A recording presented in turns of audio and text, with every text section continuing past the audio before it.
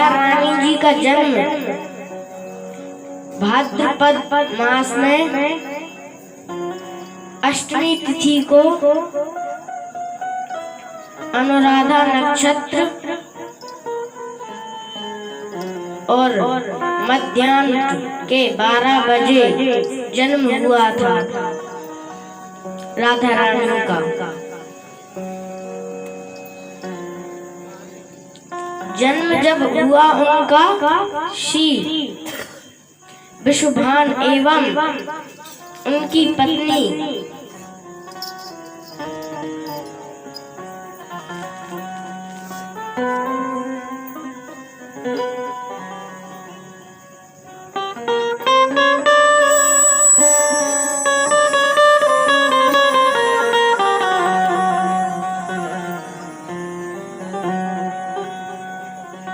आज से 5200 वर्ष पूर्व मथुरा जिले के गोकुल महावन कपसे के निकट रावल गांव में वृषभानु एवं कीर्ति देवी की पुत्री के रूप में राधा रानी का जन्म हुआ था।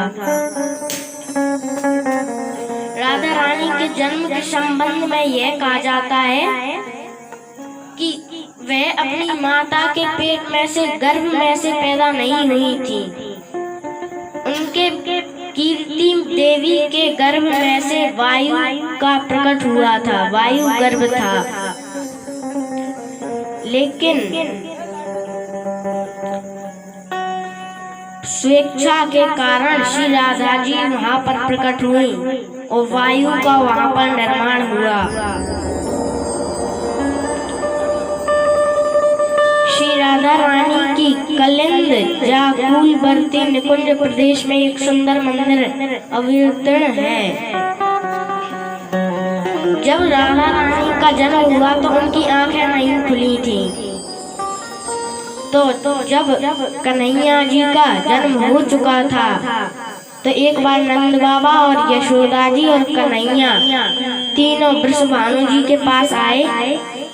तो वृषभानु जी ने उनका स्वागत सत्कार किया। तो लाला मैया की गोदी में से निकल के राधा रानी के पास पहुंच गए। जिस पल्ले में राधा रानी जी थी, उस पल्ले में जैसे ही उनने श्री राधा रानी जी को स्पर्श किया, तभी राधा रानी जी की नेत्र खुल गए। बोल राधा रानी की। उनकी आंख खुलते ही उनको साक्षात चतुर्भुज भगवान के दर्शन हुए। हम जैसे जीवों के हजारों वर्ष, हजारों जीवनों की तपस्याओं के बल से भी हमें भगवान के झांकी का दर्शन नहीं मिलता। ऐसी राधा रानी जी को नेत्र खुलते ही भगवान के दर्शन हो गए। उनको हम शत शत प्रणाम करते हैं।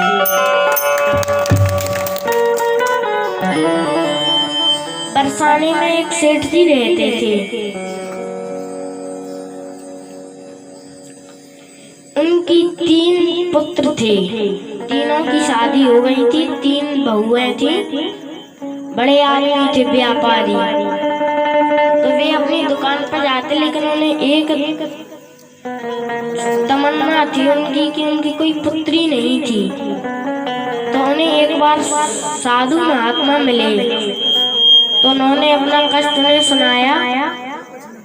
तो उनसे उन्होंने कहा कि ये संसार तो मोह माया में फंसा हुआ है। अगर तुम्हें पुत्री का इतना भाव है, तमन्ना है, तो राधा रानी जैसी देवी को ही तुम अपनी पुत्री बनाओ। जैसे ही उसने ये बात सुनी तो उसने एक राधा रानी जी की बड़ी अच्छी तस्वीर मंगाई। और वो जब भी उसके पास से गुजरे तो राधे राधे कर कर निकले वहां से। सोए तो राधे राधे कह के, दुकान जाए तो राधे राधे कह के जाए।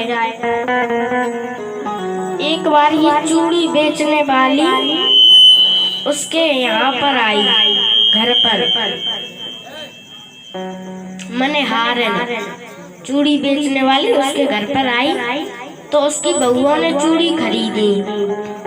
तो वहाँ पर एक सखी ने आकर अपने लिए और चूड़ी खरीद ली और रुपयों की कह दी कि सेठ जी से ले लेना। तो वो जो मनिहारिन थी वो सेठ जी के पास पहुंची और कहा कि अब आप मुझे चूड़ियों के रुपए दे दीजिए। उन्होंने कहा अच्छा लो, ये ले लो रुपए। उन्होंने 3 बहुओं की चूड़ियों के रुपए दे दिए। उसने कहा कि एक सखी और ले गई थी चूड़ियाँ। तो उसने कहा ऐसे कैसे हो सकता है, मेरे घर में तो 3 बहुएं हैं, 4 कहाँ से हो गई।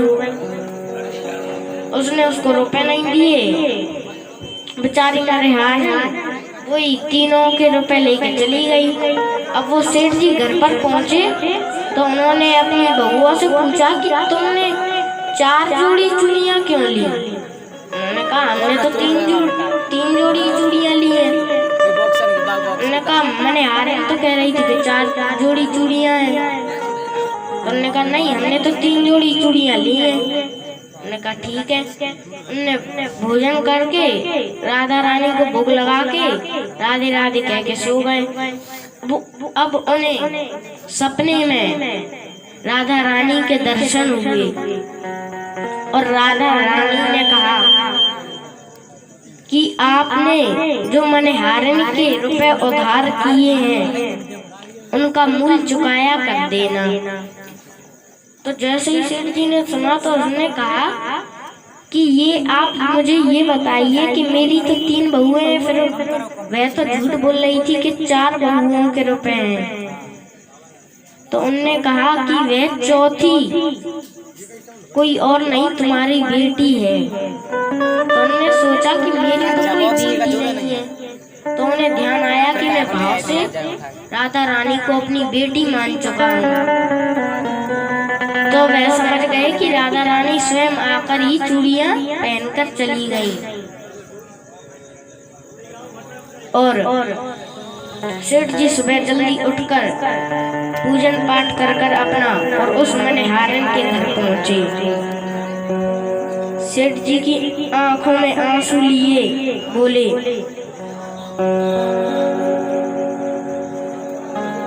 कि धन धन तेरो मनिहारी, कि तेरा भाग्य तो बहुत बड़ा है कि बता मैं पूजा करता रहा राधा रानी का और राधा रानी ने तुझे दर्शन दिए, तूने उन्हें नैनों से निहारा, उसे तूने चूड़ी पहनाई, उन्हें स्पर्श किया। तूने ऐसा कौन सा कर्म किया कि जिससे तुझे राधा रानी